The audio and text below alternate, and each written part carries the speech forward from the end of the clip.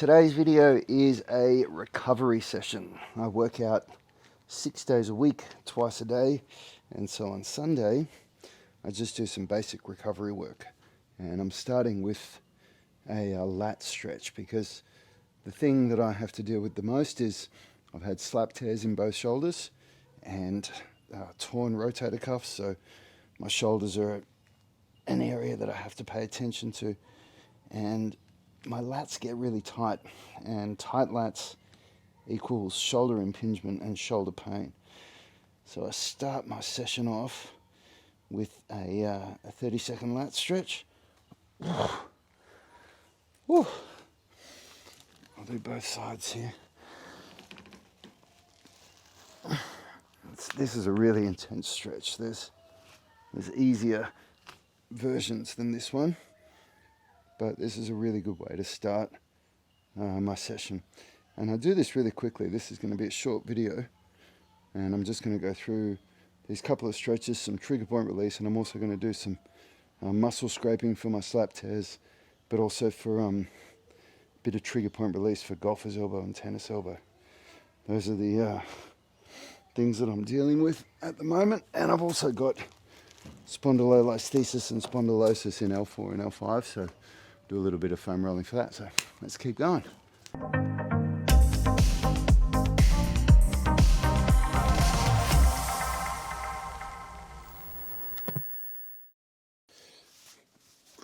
All right, now I'm doing some muscle scraping on my bicep.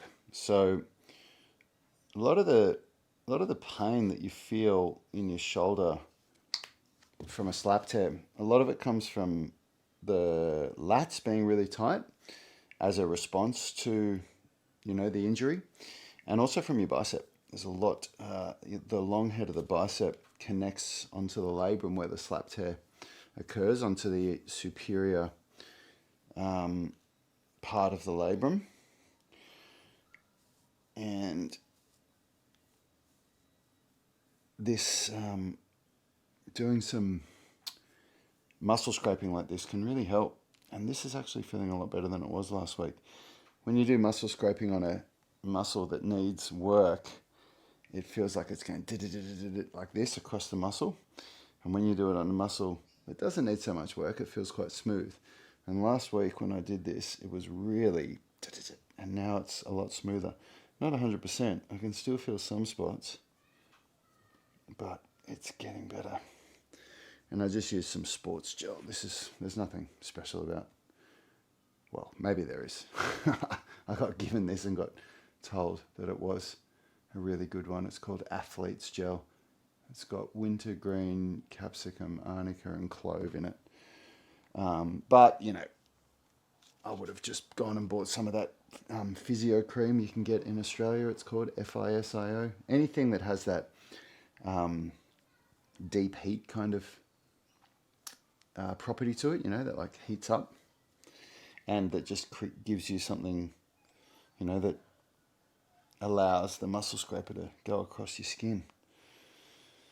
So you can see it's quite red now. I've given it a really good go. All right. A recovery session once a week can prevent muscle aches and pains and make sure that you can keep training the way that you want to. So it's going to be different for everybody. For me, I'm working on managing golfer's elbow and tennis elbow. I have slap tears in both shoulders, so I have to deal with that. And I also have spondylolisthesis, a pars fracture, and spondylosis in L4 and L5. So my recovery session is all about just making sure that those things don't get out of hand and I can keep training the way that I want to.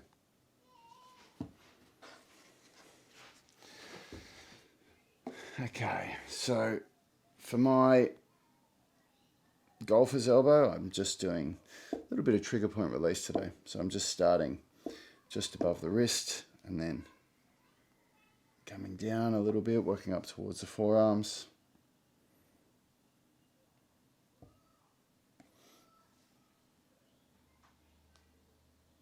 What am I saying? Working up towards the forearms. I'm working up the forearms towards the elbow. It's Sunday morning here, it's a bit early. And I don't drink coffee anymore. So I'm having decaf or tea every day. So I don't have that buzz in the morning anymore. I've been doing that for over a month now. I just realized. It's about 6 weeks.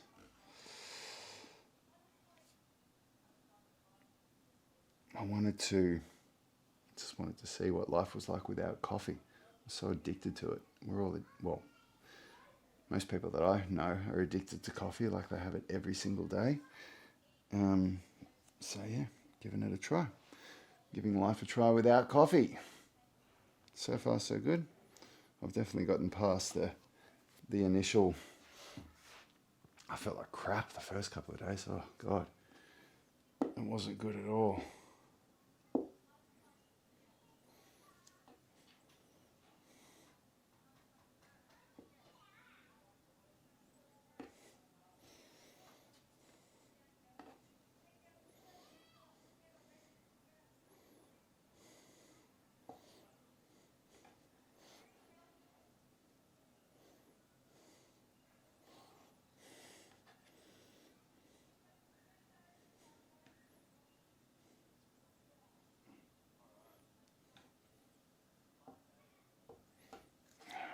Now onto the tennis elbow style stuff.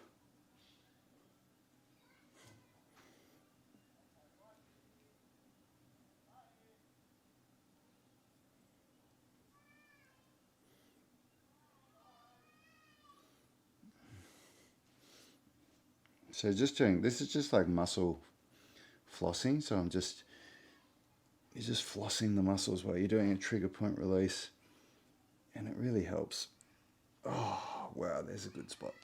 That's painful. All right. Might get a bit more on that one.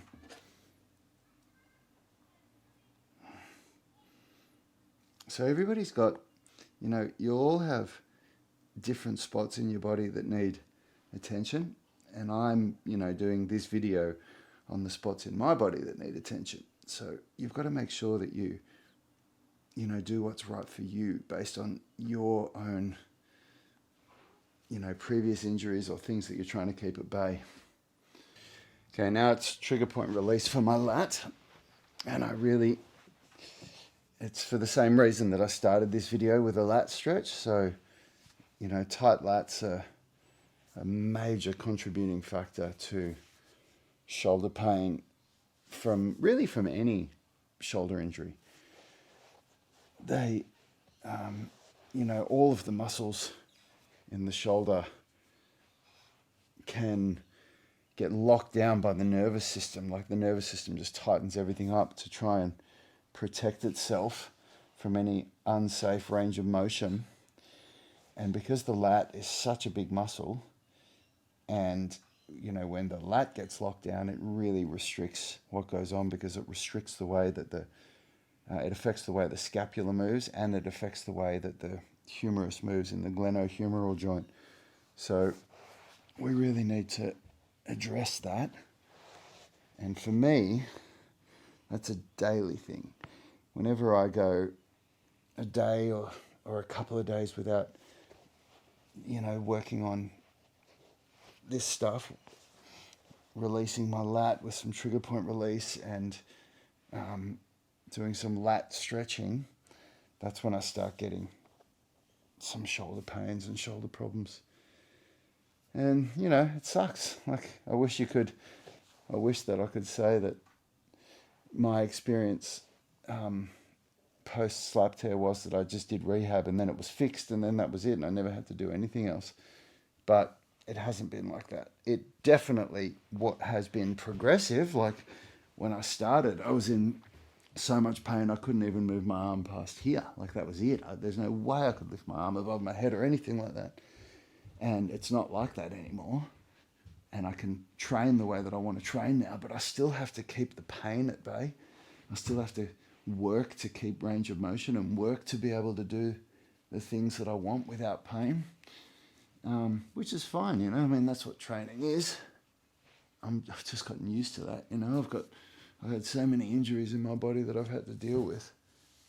And I wish I had have known this stuff earlier on. I probably could have prevented injuries from getting as bad as they are or anything like that. That's good. I'll just do a tiny bit on the other side, just to even it out a bit. I don't need as much on my left side, I never do, but sometimes when you do enough trigger point release on one side, you can really feel that the other side is tight now, even though that wasn't the side that was tight originally.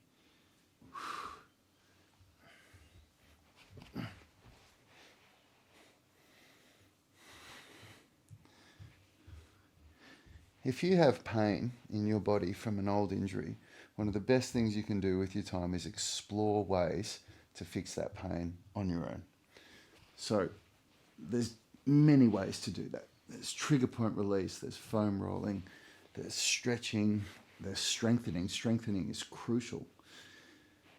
But I've never worked with a sports physio, a good sports physio, that hasn't told me that to fix an issue, you have to do exercise, you have to strengthen, you have to take care of what's going on in your body. And I think there's a real mistaken conception that if you have an injury, you go to somebody else and they fix it by doing surgery on you, or they fix it by giving you a sports massage or some chiropractic treatment. And all those things have their place. I'm not against them, but they're not the be-all and end-all. You must take care of your own body. And now I'll just finish off with a tiny bit of foam rolling on my lower back today. It's just a short session today.